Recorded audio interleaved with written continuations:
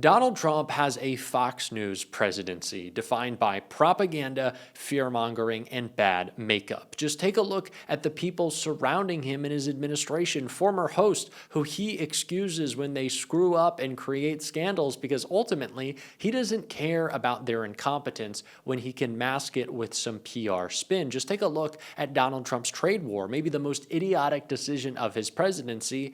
It's just been a big PR campaign. Trump doesn't understand the deals, Trump can't make the deals, and Trump isn't worried about the deals, which is exactly what was just revealed in a leak out of Trump's White House that exposes what a lie this has all been and confirms everything you've ever believed about Donald Trump's idiotic trade war. We're going to get into it, but before we do, if I could quickly ask you to leave a like on this video, and if you haven't already and you enjoy our channel, to hit that subscribe button because it goes a long way in supporting this channel and independent media. Now, before we can get into that leak out of inside the White House, I want to start with a question that explains this all, Donald Trump's inability to answer it. Are you considering tariff relief for small businesses? Why do you always mention that, you pick up a couple of little businesses? What about the car business? They're going to make a fortune because of the tariffs. Do you know that the union, the head of the union, who was no fan of mine, Sean Fain, I guess his name is, right? He didn't endorse me. The Teamsters did. A lot of people did. A lot of unions did. But he didn't. He couldn't stand me. Now he's saying, wow, what's Trump's done for the automobile? I can't believe it. I assume he's going to probably now say the next thing he can say is, I endorse this guy. He's the greatest I've ever seen. He can't believe it's happened. He said, we've been waiting 40 years for somebody to do what Trump is doing.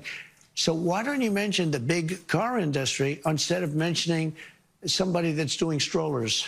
Well, I'm just asking you about small businesses. Are there any discussions about giving any relief to small businesses? They're not going to need it. Okay. They're going to make so much money.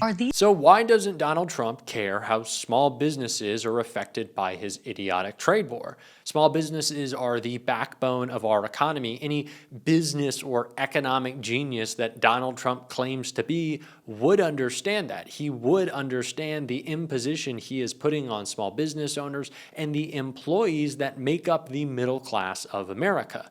But Donald Trump doesn't. He doesn't care. He doesn't care that he's tumbling us into a recession. He doesn't care about job loss. He doesn't care about any of this. So it must go deeper than that. Why is Donald Trump not concerned? Of course, the lack of empathy is obviously there, but there's another reason, and that was exposed when Donald Trump was asked about the deals and the deadline that's coming up on his tariffs. Trade deal with Vietnam yesterday. Great deal, 40% on trans-shipping. Can we expect any more of that before next week, sir?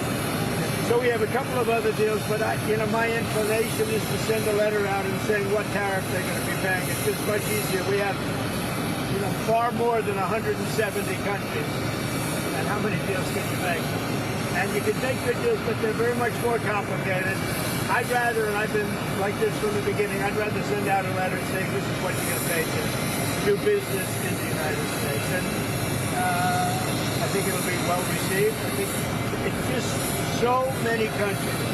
And, then they go specific. Let's do this, let's do that, beef, ethanol. And I'd rather just do a simple deal where you can maintain it and control it. You're going to pay a 20% or 25 or 30% tariff. You brought in a record amount. We're going to be sending some letters out starting probably tomorrow, maybe 10 a day, to various countries saying what they're going to pay to do business with the U.S. Donald Trump has continued to reiterate this line that he's sending out a letter. We sent out a letter. I don't really know if we're going to make all the deals. Do we want all the deals? I'm backtracking on the deals. Do you care about the deals? It's so hard to make them. There's so many specifics. Does it really matter? And it leads you to believe, did he ever think any of these were possible? Was Donald Trump ever really thinking he could put these deals together? Well, apparently, the inside of the White House telling a different story. And we can see that in this article right here. Trump admin insider blows lid off tariffs. It's all fake. A source deeply embedded in the Trump administration's ongoing trade talks accused the Republican president of waging a tariff war for TV ratings. Donald Trump knows the most interesting part of his presidency is the tariff conversation, the White House insider told Politico. It's all fake. There's no deadline. It's a self-imposed landmark in this theatrical show, and that's where we are. In April, the MAGA figurehead paused his sweeping Liberation Day tariffs to announce a 3-month window for the world to negotiate new trade agreements with the United States or face the full fury of his levies. In a subsequent interview with Time magazine, Trump claimed to have, in principle, already made all the deals, with more than 200 foreign partners, before later suggesting the real number would likely be closer to just a few dozen. Yet, ahead of a self-imposed July 9th deadline, only the UK and China have inked relatively limited arrangements with less than 4 days now left to go. As global markets brace for the Wednesday deadline, Trump has lately appeared full of tough talk in his public appearances, telling reporters Friday he'd already signed more than 12 take-it-or-leave-it letters to various countries reminding them of the levies they'll face if a deal is not soon reached. On other occasions, Trump appeared to revel in the uncertainty that his tariff regime has created. "We can do whatever we want," he said of the deadline during a White House press conference Tuesday. CNBC reported, "We could extend it. We could make it shorter. I'd like to make it shorter." The ambivalence apparently has some of the president's allies questioning just how far he's willing to go to net trade opportunities for the country. "You have wins, take them," as the White House insider put it to Politico. "You only have to assume he doesn't want to take them because he likes the game too much." In a statement to the Daily Beast, White House spokesperson Kush Desai said the hollowing of the American main streets and industries by unfair foreign trade practices is not a theatrical show, adding President Trump pledged to use tariffs to level the playing field and restore American greatness, and the administration is committed to delivering on his pledge. What a surprise. Trump never really cared. Anyone shocked? Show of hands. No one's shocked.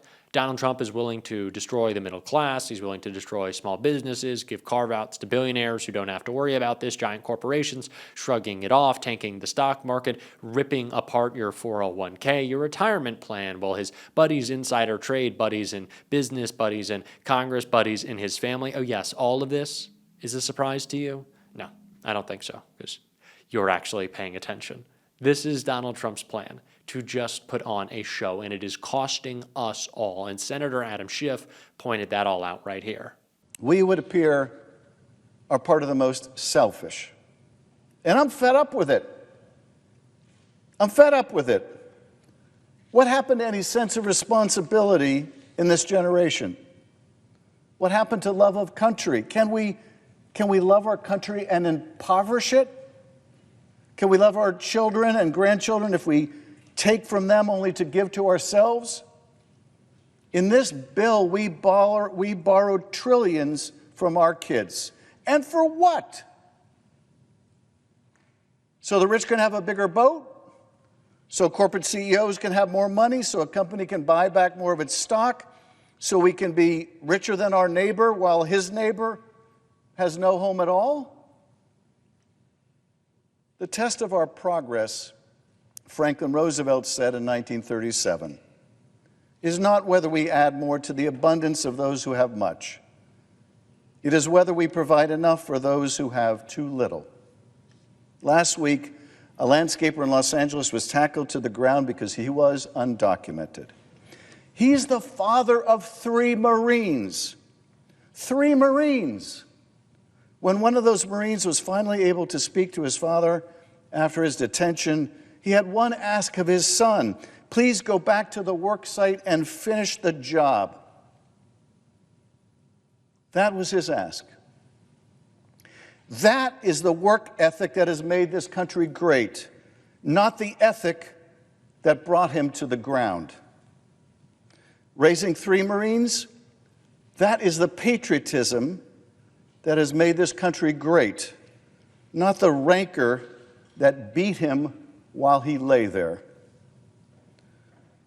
But if this bill is not the answer, and it most certainly is not, if this bill only makes matters worse, far worse, then what is the answer? What direction shall we go? How can we begin to make the country work for people once again?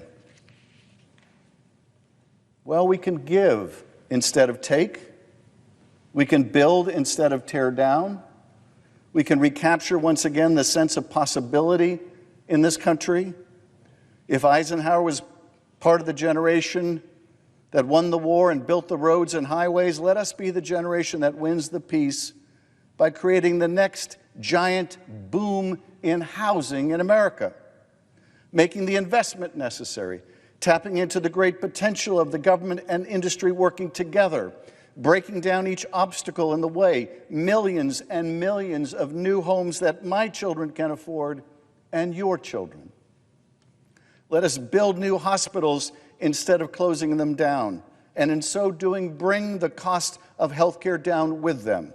Let us train new doctors and nurses so it is not so expensive to visit them, and new home health care workers to take care of us even as we take care of them. Let us grow more food and feed more people at home and abroad and bring down the cost of our groceries. Let us thank our farm workers instead of chasing them through the fields to separate them from those they love. None of this is beyond our capacity. It may mean that we can't afford yet another tax break for the wealthy, or a giveaway to the oil industry, or a giveaway to any other industry and its corporate titans. It may call for some sacrifice on our part, but a fraction of what our parents and grandparents gave to this country. It means that we pay more attention to our kids and their needs and less our own, that we once again show concern and compassion for our neighbor, and remember that we were once strangers in a strange land, that we show humility about our own achievements and recognize that none of us got here on our own, that all of us can prosper without someone else being made to suffer. You know, the way it used to be, the way it could be once again.